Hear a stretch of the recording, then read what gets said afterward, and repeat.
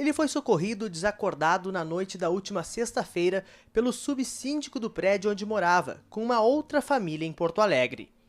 Pela situação de ser um animal indefeso, muito pequeno, eu vi um grupo de moradores lá querendo fazer alguma coisa, mas estava receoso.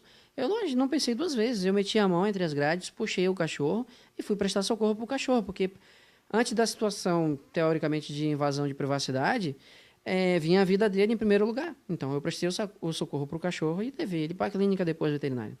O cão era vítima de maus tratos. Cansada de ver a situação, uma vizinha resolveu gravar o espancamento. As imagens caíram nas redes sociais. O vídeo começa com o menino chutando o animal.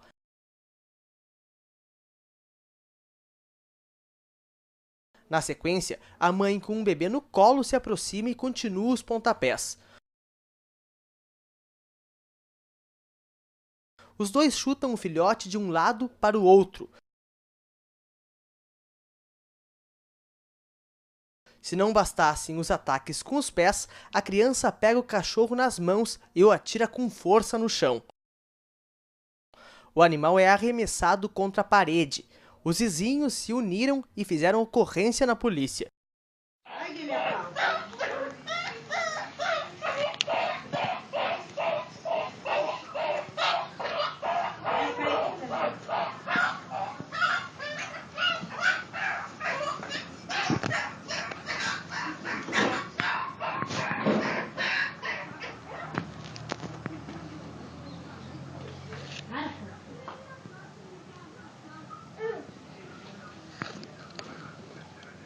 Eu, como estudante de jornalismo e também atuante na área há quase 10 anos, é muito comum ver casos de maus tratos na região, inclusive, principalmente nos bairros mais carentes.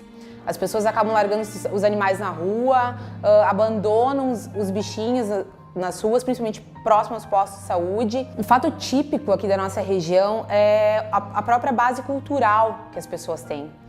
Elas acabam, quando o animal nasce, tem muitos filhotes, às vezes um gato tem 5, 6 filhotes, eles acabam matando assim que nasce o bichinho. E eles acham algo tão cruel, eles acham tão comum, que acaba se tornando rotina. Mesmo sendo protetores de animais, muitas vezes, eles acabam cometendo esse ato de crueldade achando que é comum, porque é uma base cultural. E também acabou se criando uma cultura pelo próprio tipo de serviço que é prestado. Nós temos um centro de zoonoses aqui na cidade.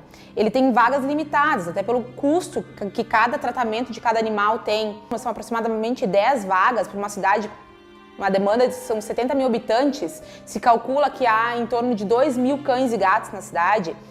E, na verdade, eles só recolhem animais quando eles estão em estado feridos, machucados ou são maltratados. Então, muitas pessoas acabam utilizando essa ferramenta, acabam maltratando o bichinho quando querem abandonar ele. E o centro de zoonoses acaba recolhendo. Isso se tornou algo muito rotineiro na cidade.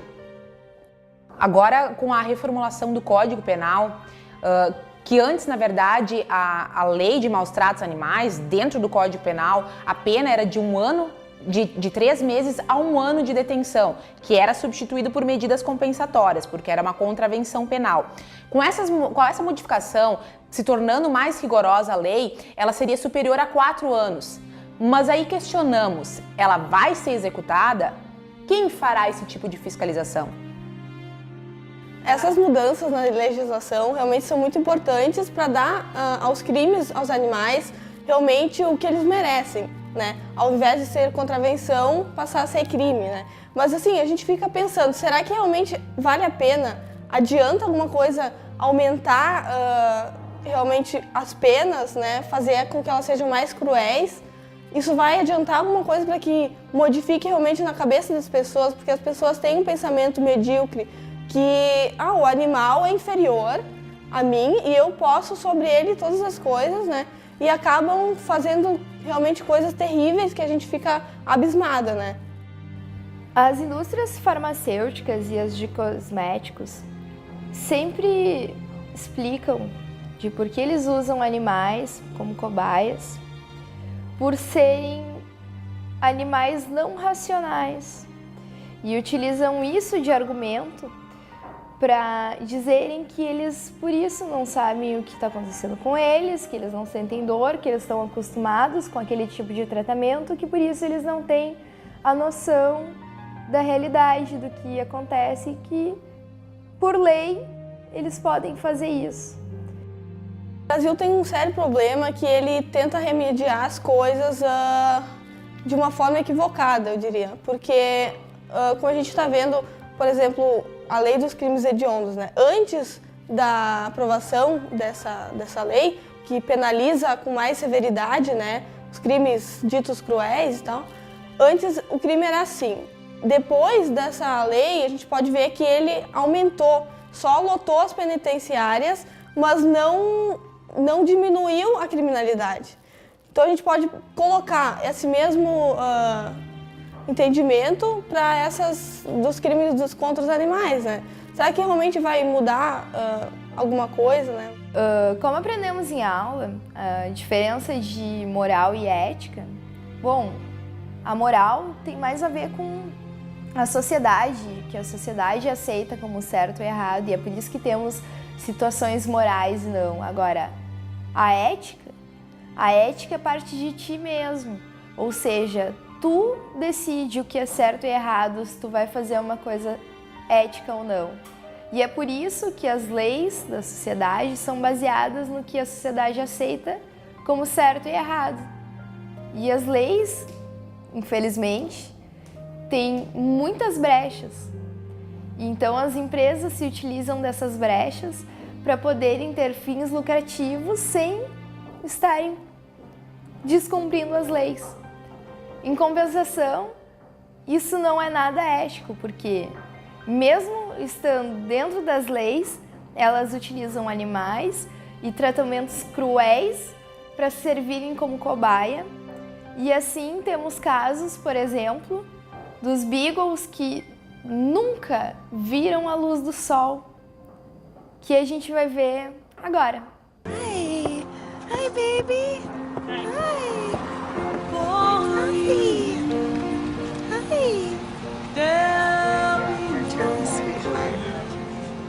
Muitos animais pagam caro para que produtos farmacêuticos e cosméticos estejam nas prateleiras sem risco à saúde humana. Exemplo disso foi o caso de 72 cães da raça Beagle que foram trancafiados em jaulas individuais por um laboratório espanhol. A libertação dos cachorros aconteceu em dezembro de 2011, após a fundadora do projeto Liberdade para os Beagles ver as mensagens no Facebook de um funcionário do laboratório e de um ativista espanhol. As mensagens afirmavam que o laboratório em Barcelona, na Espanha, estava falido e por isso os cães seriam mortos, caso ninguém se comprometesse a cuidar dos animais. Foi então que a ONG entrou em contato e afirmou que a instituição poderia assumir a responsabilidade. O projeto Liberdade para os Beagles faz parte da ONG americana de resgate aos animais. O mais chocante é que os animais que serviam de cobaia nunca haviam saído das jaulas desde o nascimento. Todos têm entre 4 e 7 anos e por todo esse tempo viveram em compartimentos individuais, agrupados em quartos com 10 jaulas. Nunca houve interação nem mesmo entre eles. Por serem dóceis, os beagles costumam ser usados em testes nas indústrias farmacêuticas. Acredita-se que os cães participavam de experimentos laboratoriais, pois foram encontrados vestígios de injeções de hormônios masculinos, entre outras toxinas.